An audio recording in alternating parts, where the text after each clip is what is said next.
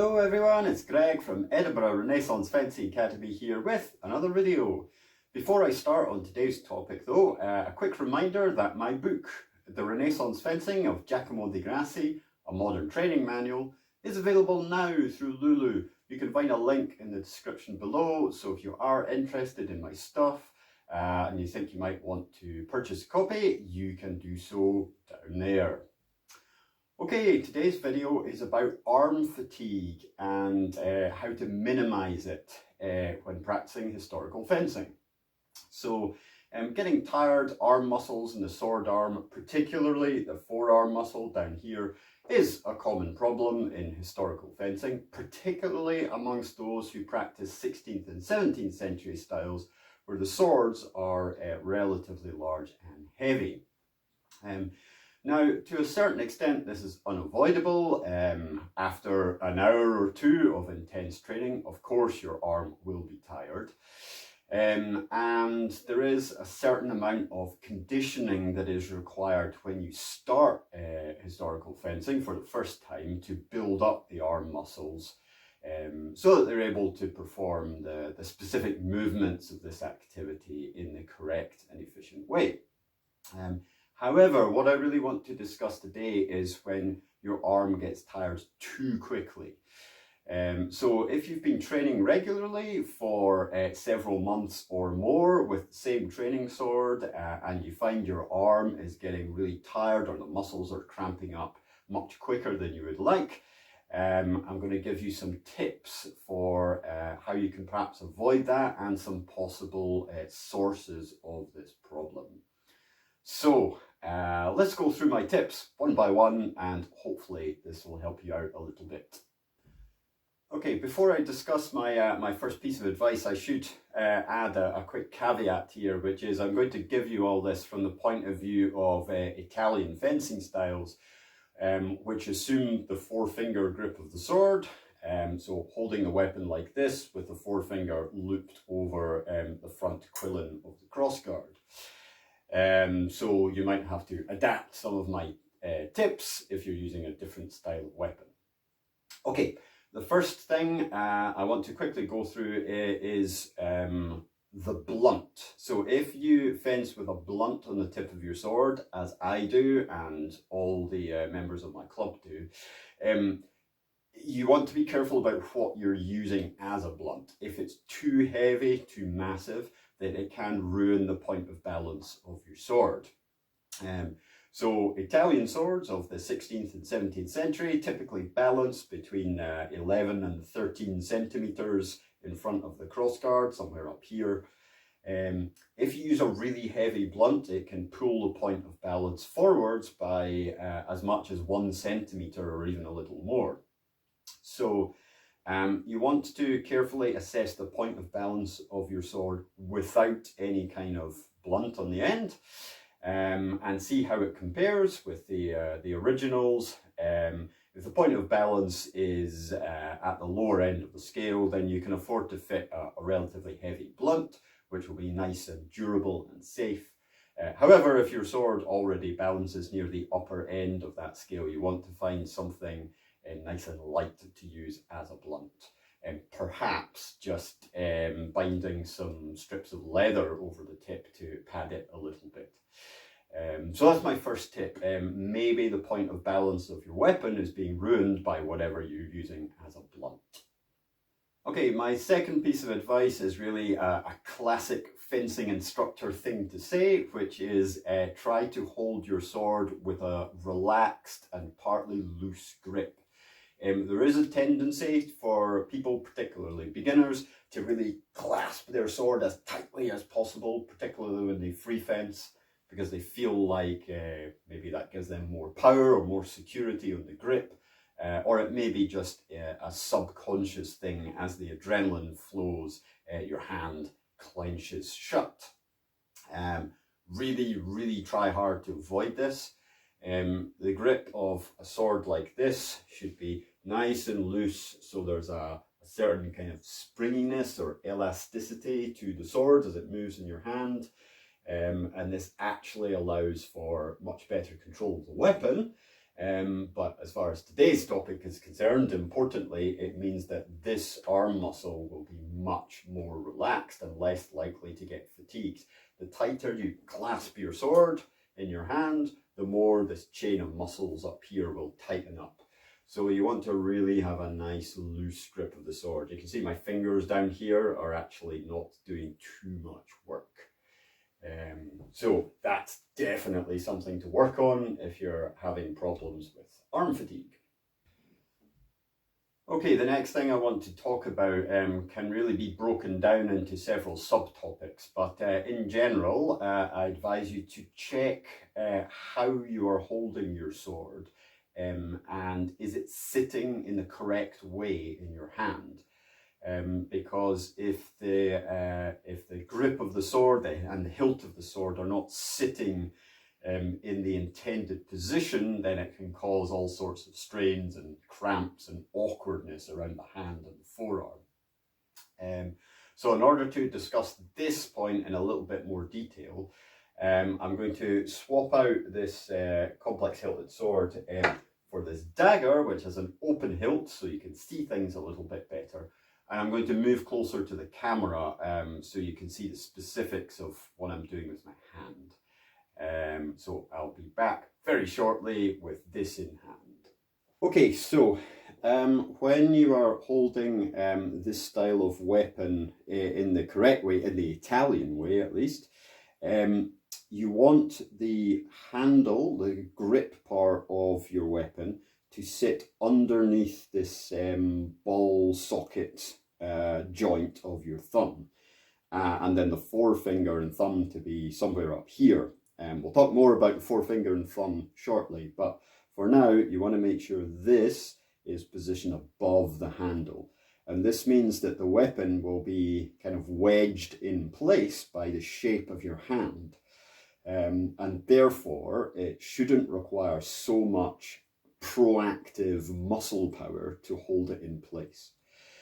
Now, this does rely on the handle of your sword and being the correct shape, so they should really be flared or bulged in the middle so that that large part of the grip fits into the hollow of your hand quite nicely. If your weapon doesn't have that shape, you may wish to consider adding some tape or something like that in the middle of the handle section so that it does fit snugly under there. Okay, now the next thing about the grip is the angulation of the hand when you hold the weapon. Now this will depend on the specific design of your training sword. Some weapons of the 16th and 17th century have relatively short handles and some have relatively long handles. The difference is not much. It's usually a centimetre, maybe a centimetre and a half at most.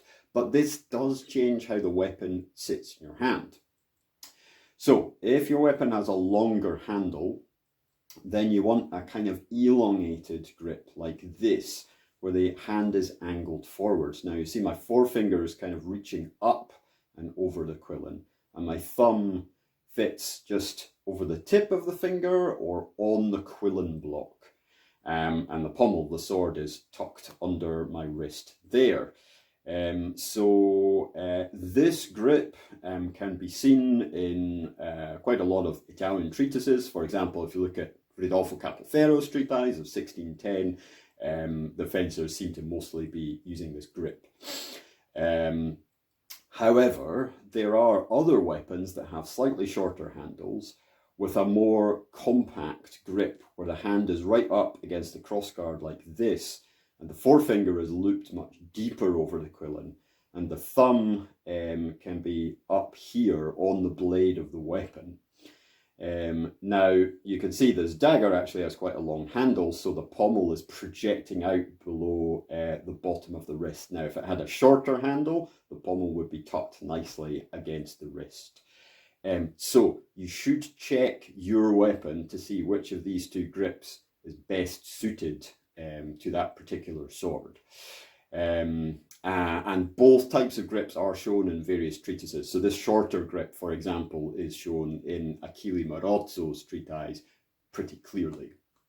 Now, if you're holding the weapon in the wrong type of grip for the shape of handle it has, then that could cause some awkwardness and therefore add to the kind of muscle strain of the gripping action of the hand. So take a look at the handle of the sword and the specifics of how you're holding it. Okay, so I'll switch back to my sword for the next point. So in swept hilt weapons like this, hopefully you can see this okay, there should be a ricasso section in here, sort of in the middle of all these sweeping rings and guard bars. Now this ricasso section will have some kind of rectangular or square section shape. So it's really providing rigidity to this long blade on the top of it.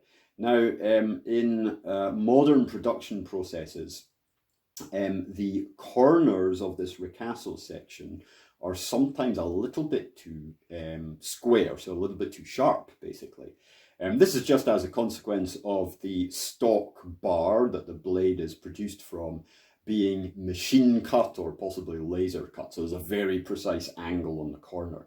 Now that wouldn't be the case with historical production techniques where the whole thing was hand forged.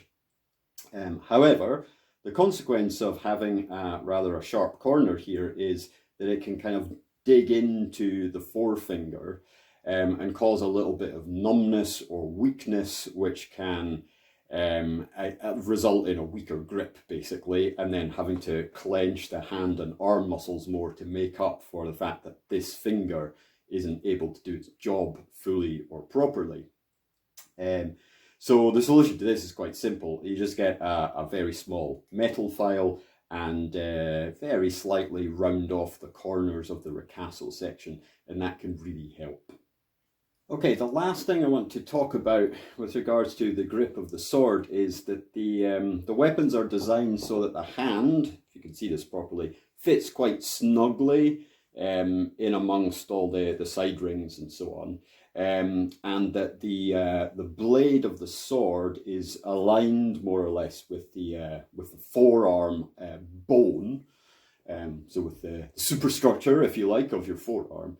In order to sit comfortably and move efficiently as you manipulate it. Now, there is one thing that can really ruin how the hand sits there, and that is your gloves. Now, even a lightly padded glove like this one can slightly distort the angulation of your hand on the grip of the sword. So rather than my hand sitting comfortably there, if it's slightly skewed like this because of padding on the fingers or knuckles, that's going to make it really awkward to hold the sword, and it means all these muscles are going to have to work overtime to compensate for the fact that the weapon is not sitting fully inside the hand.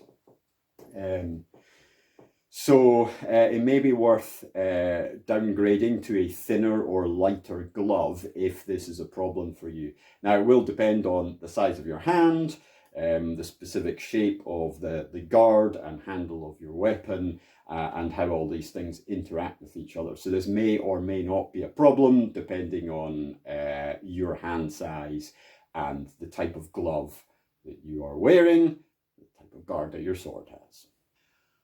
Okay, so really that's the end of my my main list of tips. So if you have been training for several months and you're still suffering from arm fatigue, try to run through that list of factors that I've just discussed and see if it makes a difference. If you've tried all of them and nothing makes a difference, then it could be the sword is the problem. It may be that the training weapon you have isn't a good training weapon, or perhaps it's not the right type of training weapon for the style of fencing that you're practicing. in which case you need to go away and do a bit more research about some of the specific design features of the right sword for your style. But anyway, before you take any drastic action and sell your sword and buy another one, do run through these things that I've discussed today, and hopefully something in there will help you a little bit with the problem of arm fatigue. Okay, that's the end of today's video, but I will be back soon with another presentation for you all. Until then, take care. Bye.